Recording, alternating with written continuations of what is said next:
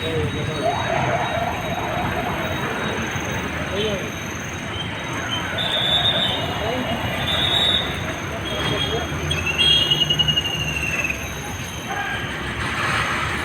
Guys, আসসালামু আলাইকুম। দেখেন আমরা ঢাকা সিএমএস আসছি। এখন বন্ধুরা ঢাকা সিএমএস আর্মিদের সব বাহিনীর জন্য এখানে চিকিৎসা হয়। আমরা ঢাকা সিএমএসে এসে পৌঁছে গেলাম। আমার হাজব্যান্ড অসুস্থ, তাকে সিএমএসে আমরা ভর্তি করাইছি। ওনাকে দেখার জন্য আমরা সিএমএসে আসছি। এখন বন্ধুরা এই হলো ঢাকা সিএমএস। আমার হাজব্যান্ড আর্মিতে চাকরি করতো, সেই সুবাদে আমরা ঢাকা সিএমএসে চিকিৎসা পাই। আমরা ঢাকা সিএমএসে আসছি। এই যে ঢাকা সিএমএসের পরিবেশ দেখেন কতটা সুন্দর, দেখার মতো। বাংলাদেশের মধ্যে এরকম হাসপাতাল আর কোথাও আছে কিনা জানি না। প্রতিটা ক্যান্টনমেন্টের হাসপাতালগুলোই সিএমএসগুলোই এত সুন্দর, নিট অ্যান্ড ক্লিন।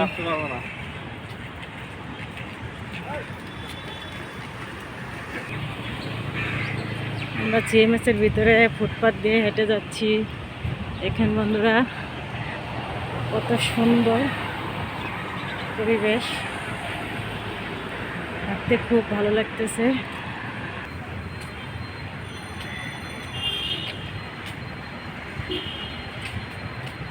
কত সুন্দর ফুল বন্ধুরা, দেখেন সাইডে সাইডে কত সুন্দর ফুলের বাগান।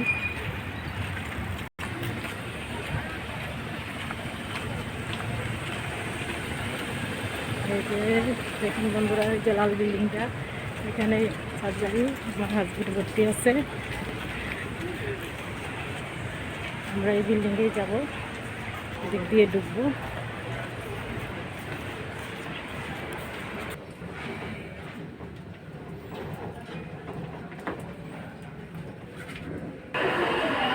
এই তো বন্ধুরা দেখেন এসে পড়ছি উপরে বিল্ডিংয়ের 6 তলা। আমার হাজব্যান্ড 6 তলাতে আছে। আমরা এসে পড়ছি আমার কাছাকাছি। আমরা এসে পড়ছি রুমে। এই যে দেখেন বন্ধুরা, ঘুমাইতেছে।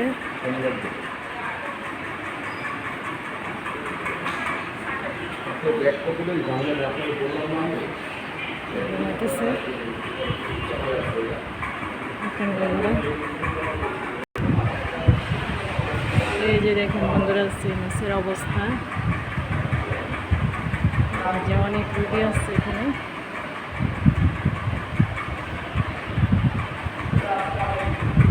এই অবস্থা আসলে খুব সুন্দর করে পরিষ্কার, একদম নিট অ্যান্ড ক্লিন। এই যে দেখেন বন্ধুরা, ঘুমিয়েছিল, এখন ঘুম থেকে উঠছে। কি অবস্থা এখন আপনি? হ্যাঁ, অনেকটা ভালো লাগে। ব্যথা কমছে? ব্যথা কমছে পায়ে? সামান্য কম। ঠিক আছে, আল্লাহর রহমতে সুস্থ হয়ে যাবে। আপনারা দোয়া করেন আমার হাজব্যান্ডের জন্য, উনি যেন তাড়াতাড়ি সুস্থ হয়ে বাসায় ফিরে যায়।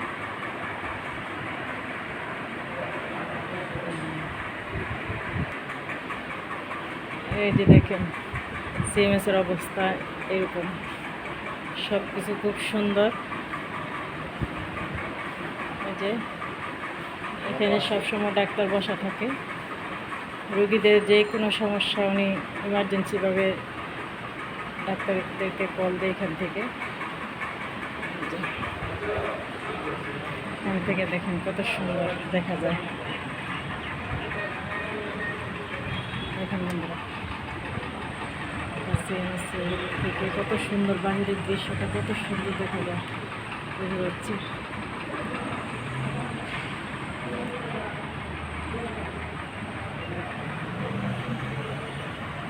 খুব সুন্দর।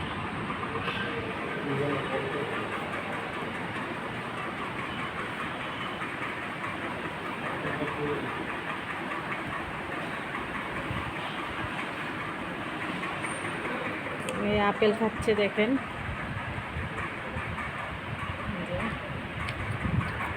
মিষ্টি আপেল মিষ্টি, এটাই তো ভালো।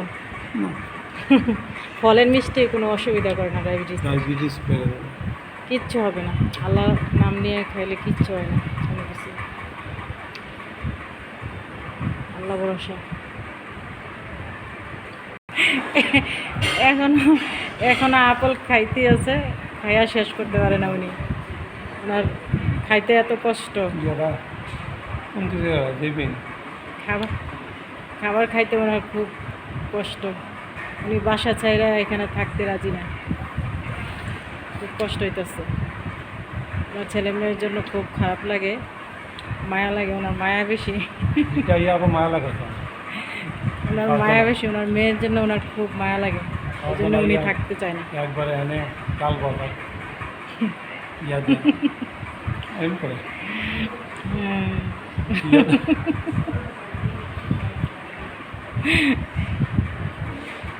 এই যে দেখেন, একবার পাউডি টিপে, হ্যাঁ একবার মুখ মুছে দেয়।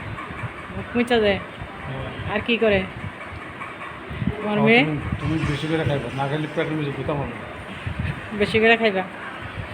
হ্যাঁ, তুমি বাসায় নাই, সব একবারে ঠান্ডা হয়ে গেছে, বাবা নাই, ভাল লাগে না। লিজা ইসা কর বাবা নাই, চা বানায় না কেউ, সবাই খুব উনি বাসায় না থাকলে সবাই খুব অপূর্ণতা মন খারাপ হয়ে যায়। কারণ আমি এনে আসছি, আমার অপূর্ণতা আছে, হ্যাঁ, ছেলে মেয়ে দেখি না, সব কিছু। পৃথিবীতে একজন একজন দরকার। সেটাই সেটাই মানুষ না থাকলে, একজন না থাকলে তখন তার ইয়াটা বোঝা যায় যে কেমন। অপূর্ণতা বোঝা যায় যে জিনিসটা কিলো থাকলে তখন মর্ম বোঝে না কেউ, না। থাকতে বোঝে না কেউ, চলে গেলে তখন হাই হাই করে সবাই। চলে গেলে দিকে তো গাইজ, আপনাদেরকে তো সব কিছু দেখালাম। তো বন্ধুরা, আমার হাজবেন্ডের জন্য দোয়া করবেন আপনারা সবাই, উনি যেন তাড়াতাড়ি সুস্থ হয়ে বাসায় যায়। আর আমরা একটু পরে চলে যাব। আপনারা ভালো থাকবেন, সুস্থ থাকবেন, আল্লাহ হাফেজ।